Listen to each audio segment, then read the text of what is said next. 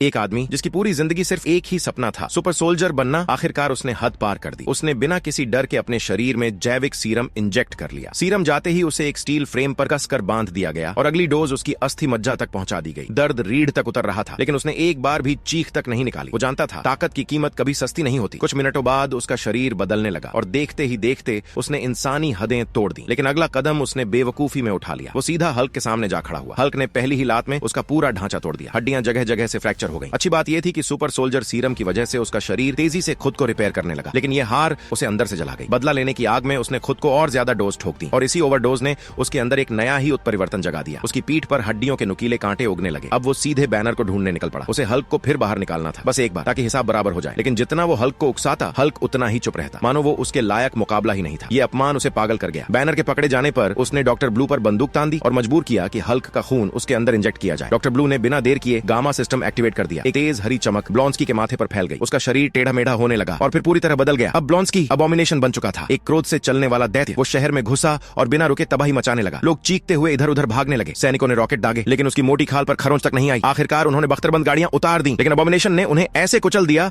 जैसे वो टिन के डिब्बे हों। उधर बैनर ने अपनी प्रेमिका को अलविदा कहा और एक सेकंड भी सोचे बिना विमान से छलांग लगा दी। जमीन से टकराते ही एक बड़ा क्रेटर बन गया और उसी गड्ढे से हल्क बाहर निकला। हल्क ने दहाड़ मारी और अबॉमिनेशन उसकी तरफ झपट पड़ा। जंग शुरू हो चुकी थी। कुछ वारों के बाद हल्क लड़खड़ा गया और अबॉमिनेशन ने उसे सड़क पार फेंक दिया, लेकिन चक्कर खाने के बाद भी हल्क फिर उठ खड़ा हुआ। उसने एक पुलिस कार को दो हिस्सों में तोड़ दिया और दोनों टुकड़े अपनी बाहों पर ऐसे चढ़ा लिए जैसे अस्थायी दस्ताने हो। फिर वो दोबारा भिड़ गया। हल्क ने अबॉमिनेशन पर कई जबरदस्त वार की, लेकिन उस पर रत्ती भर असर नहीं हुआ, जैसे वो सच में पत्थर बन चुका हो। अब अबॉमिनेशन ने अपनी पूरी ताकत आजमा दी। उसने हल्क को 100 मीटर दूर लात मारकर गिरा दिया। फिर वो एक ऊंची इमारत पर चढ़ गया हल्क का निशान ढूंढने के लिए। तभी जनरल ने हेलीकॉप्टरों को हमला करने का हुक्म दिया। गोलियों ने उसे नुकसान नहीं पहुंचाया, लेकिन उसके अहंकार पर जरूर चोट लगी। वो उछलकर सीधे छत पर पहुंच गया। वो हेलीकॉप्टर गिराने ही वाला था कि उसी पल हल्क आ गया और उसने अबॉमिनेशन का टखना जकड़ लिया। संघर्ष के दौरान हेलीकॉप्टर नीचे उतार लिया गया और बैनर की प्रेमिका बाल बाल बच गई। हल्क ने उसे देखा और एक पल के लिए थम गया, लेकिन अगले ही सेकंड अबॉमिनेशन फिर टूट पड़ा। उसने हल्क को दीवार पर पटक दिया। हल्क ने पूरी ताकत लगाई, दीवार तोड़ी और बाहर निकल आया, लेकिन जैसे ही वो पलटा, एक चिंगारी जमीन पर फैले पेट्रोल से भड़क उठी और पल भर में उसकी प्रेमिका आग की लपटों में गिर गई। अगले पार्ट के लिए सब्सक्राइब।